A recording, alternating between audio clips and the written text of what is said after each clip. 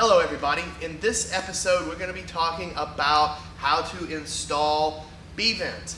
Well, first off, what is B-vent? Well, B-vent is used for venting gas appliances. It's a double wall metal pipe, and what that means is it's got a wall on the outside and it's got a wall on the inside, so it's two layers to it. It's not like the old stuff that was just a single pipe.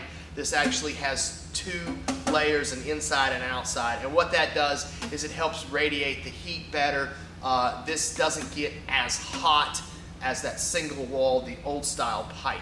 Now, as plumbers, we pretty much only use this to vent our gas conventional style water heaters. We can use it on some varieties of tankless water heaters, but tankless water heaters, most of them come with their own kit, and they like to do a horizontal termination where they're drawing air from inside and outside.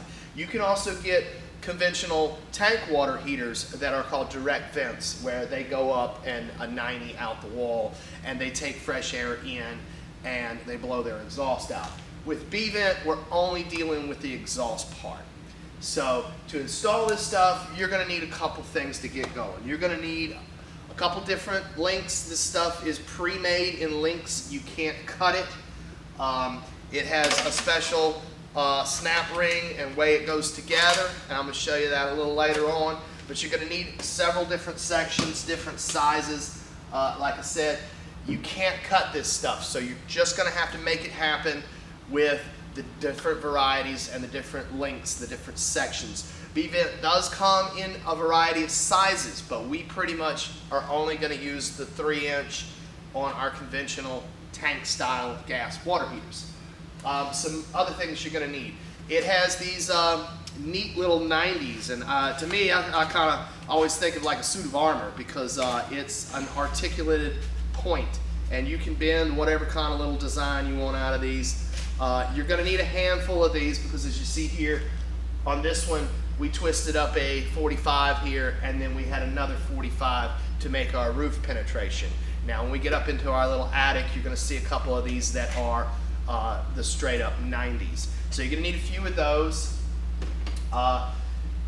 You're going to need what we call hanging iron, and plumbers use this special metal hanging iron that has all these nice little holes in it, and this stuff is great. We use these on our sewer lines and crawl spaces and stuff as well.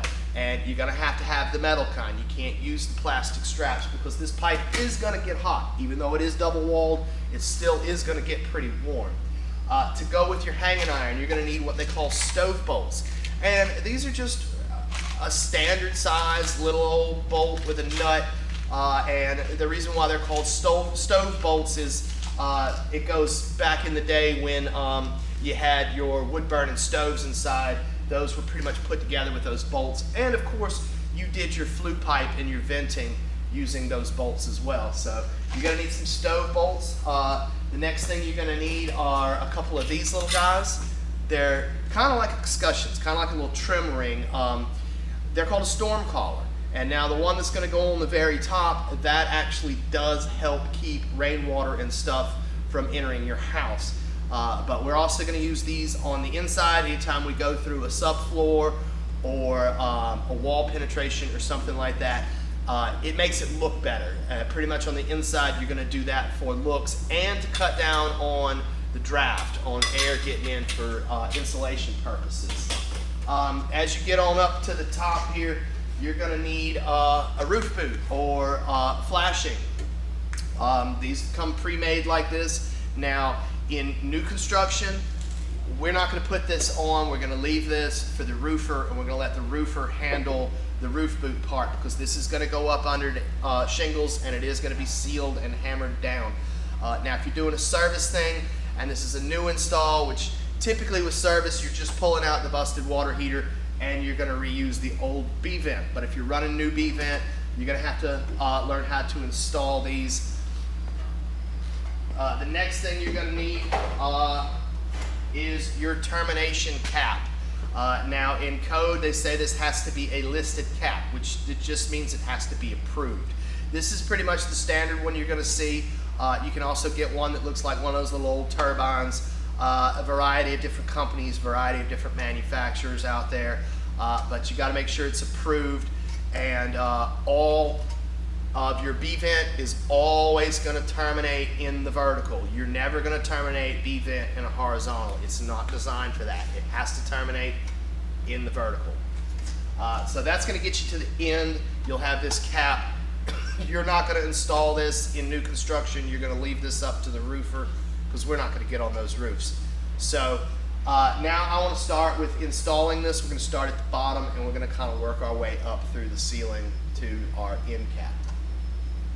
Installing your B-vent. Some people call it a chimney, a flue pipe. But as we get started here, first thing I want to talk about is some little code stuff for these water heaters. Now, they're going to want you to use these braided steel hoses. These are little flexible hoses. They're really easy to install. And the reason for that is this flue pipe gets hot. You're going to want something more than just a plastic pipe. You're going to want these braided steel ones just in case that pipe were ever to touch and come in contact with this B-vent. This vent does get hot. Even though it is double walled, it's insulated, it does transfer heat a lot better, but you are going to want to have the braided steel hoses. The next thing you're going to come to, and now this comes with the water heater, and we'll see if I can pop her off of here. There we go. Is this little guy. Now, this is called a draft hood, and it has a purpose. It has a reason. You cannot just hook the B-vent straight to this little exhaust port here. And the reason for that is when the wind blows across this thing really hard, it can suck air pretty rapidly up through this flue pipe.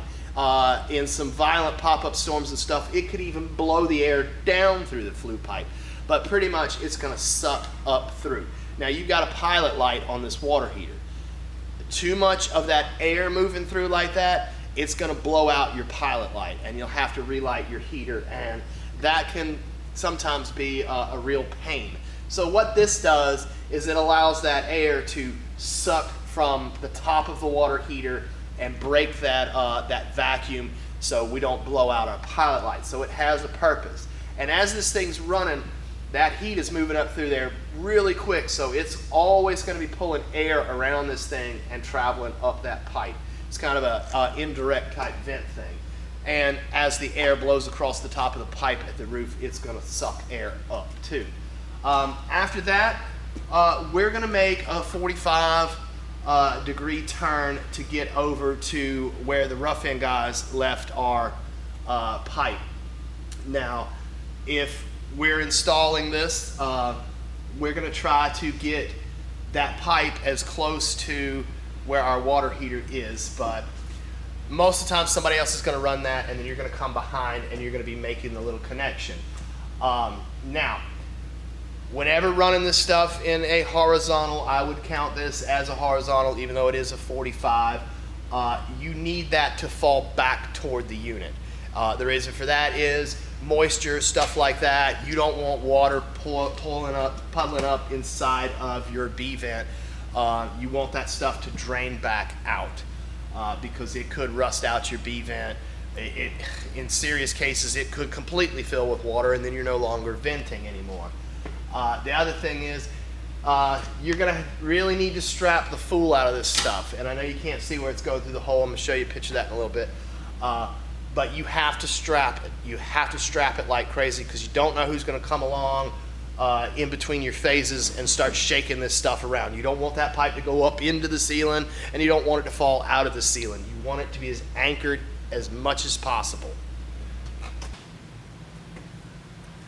Going through your subfloor, you're going to have to drill a hole. And as you can see, I was shaking that around so it's not back where it needs to be. You need a minimum of 1 inch clearance from that pipe to that wood. You can't have the pipe touching the wood.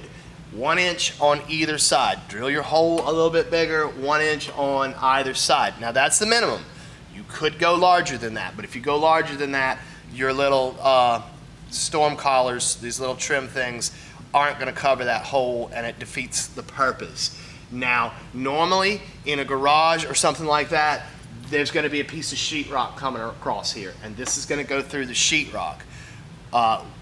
When you have that hole in the sheetrock, you're going to have to add the storm collar to cover up that nasty edge and make it look nice, and it cuts down on draft through the walls. So this setup should actually have a storm collar right here, but we don't have the sheetrock. And you're going to go on up through the roof. Now, when doing B-vent, only 75% of the pipe can be in the horizontal position. Most of what you're going to do, you're going to want it in a vertical, and you're going to want to terminate in a vertical. All right, let's go up in the attic and see what our pipe's doing when we get up there. Now, normally you might not see a setup like this in the attic. It might just go straight up, but sometimes you're going to have to make a turn or a bend. And as you see, we came through our subfloor here. Remember, we're going to maintain that 1 inch clearance on either side. And then we came up, we 90'd over, we put a couple little short sections over to get to our hole over there in the roof. Remember, strap it, always strap it, because you've got your pipe, the roofers are going to come behind you, and they're going to be putting that storm collar and flashing. Woo-hoo. They're going to be putting that the flashing or the roof boot and the storm collar, and of course your little termination vent on top of that. They're going to be pushing up and down on it.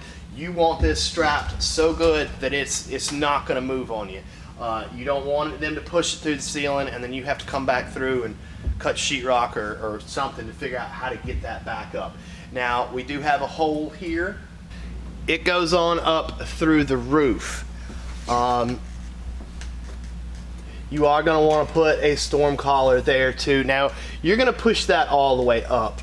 And I've been wiggling this pipe all around, and we probably should come back and strap it a little bit better. But on this as well, you need to maintain that 1 inch of clearance on either side. Now, pretty much in new construction, we're done at this point. We're not going to get on the roof, but we do need to supply them with the flashing or roof boot, and we need to supply them with a storm collar, and we need to supply them with a termination cap. Before we get out to the roof, there's one more thing I want to talk about. Pretty much with B-vent, code-wise, this can't touch anything other than, say, these metal straps or that metal roof boot. You've got to maintain a 1 inch clearance, and that also includes blown attic insulation. Now, yes, the attic insulation is fireproof, but code requires that you keep that stuff off of it at a 1 inch minimum. Now, most of the time for us, we're coming up from a garage and we're going straight into an attic. That garage is not counted as heated space, so you're not dealing with blown attic insulation, and a setup like this will work perfectly fine. Now, if you are coming up through a heated space, a room or something like that in the house, and you're gonna have that attic insulation up there, you have to keep that stuff off of there. There's a couple different methods. You could just get some plywood or particle board, and you can build a box around it just to keep that off of there. Now, you're gonna have to do some kind of fire stop at the bottom. You can use a piece of that single wall snap together vent, some people call it a vent, to come up around and protect that. Now, this is what I put together, and I went a little overkill on mine, but this is that single wall vent, and I used the actual fire block protectors, fire stop protectors that are made for B-vents. Got these little fingers on it that you can push down around the B-vent, and I went ahead and put 2 of them on there. Now, this is something that from the garage ceiling, you're going to see it. You're going to mount this metal fire block straight to that sheetrock. Preferably try to catch a rafter, stud, something like that, to where you can get some good screws in it. And then this 6 inch single wall duct is going to go straight on up through. Now, attic insulation is typically blown to a depth of 10 inches, but it could be greater than that depending on the R value they want to get. So you might have to be taller than this. That's about a 2 foot section right there. But that will work there for you. There's a couple other methods, but just remember, you have to keep that blown insulation off of there. There's a couple of reasons for that. And if it were ever to get wet or something like that, condensate on this pipe, it's going to rust out your B vent, and you don't want that to happen. I could get on the roof, but it's really hard for me to take my camera way up there. But this is basically what your termination is going to look like. You can slide that roof boot or roof flashing down on here. Now this doesn't make the best seal in the world. So that's when your storm collar comes in. The storm collar does actually have a little groove here, a little divot right there that will go on the seam of this pipe, and then you would slide that down. And then of course the last part here would be that termination cap. And of course it's gonna sit on your roof just like that. I have seen some people, they'll caulk this, seal it with some silicone. It doesn't hurt, but this is actually designed to seal itself and not have rainwater and stuff. It's all about diverting. You got your cap here diverting off of from around that, hitting your storm collar, which is diverting it away from your roof boot there. But that would be the end of it. Now, when terminating out the roof, you do want to leave them 3 feet.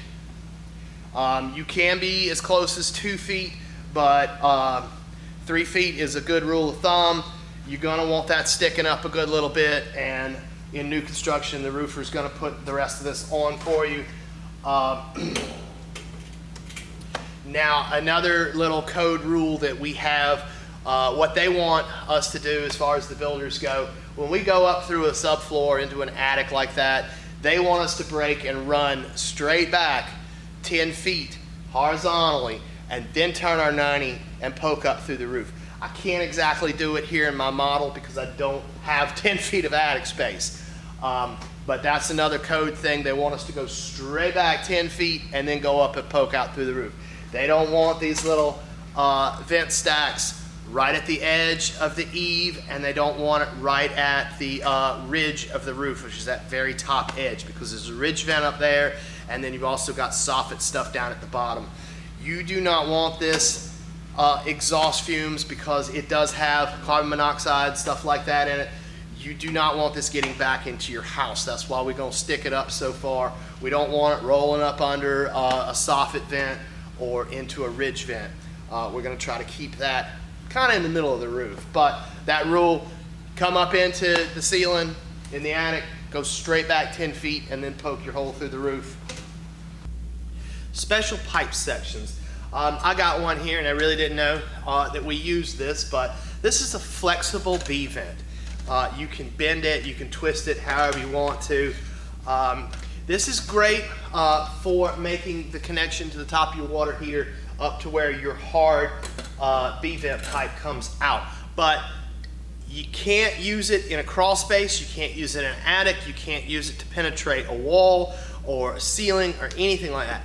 Pretty much the only place you can use this flex pipe is from your draft hood to where your rough end guys stubbed you out of your attic ceiling there. So that's pretty much it for this guy. Well, one last thing about our B vent. There's lots of different manufacturers, lots of different companies that make this stuff. This is the kind that we use. It's got a little slide collar and these little pin tab thingies here that can be pressed down.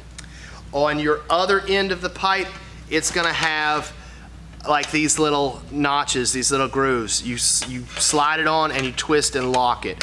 So you put it down and you twist to lock it. It's pretty much there. It's not going anywhere, and they give you this extra little push collar here to lock it down. Now it will not go anywhere. Just remember this, with this stuff, guys, you can't cut it. You can take it apart, but you can't cut it.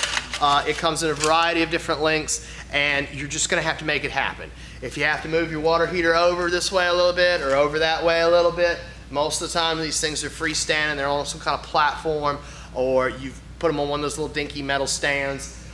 You can manipulate that and move it around to get your vent stuff to line up. But yeah, pretty much you got what you got. You can't cut and trim this stuff. You're gonna have to make it happen with the individual little sticks.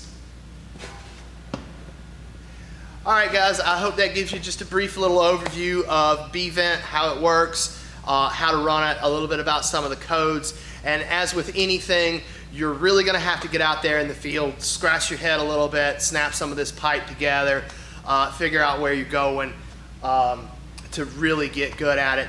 But we don't do a whole lot of it. Most people are moving over to tankless, so we don't really see a whole lot of this anymore. But thanks, guys.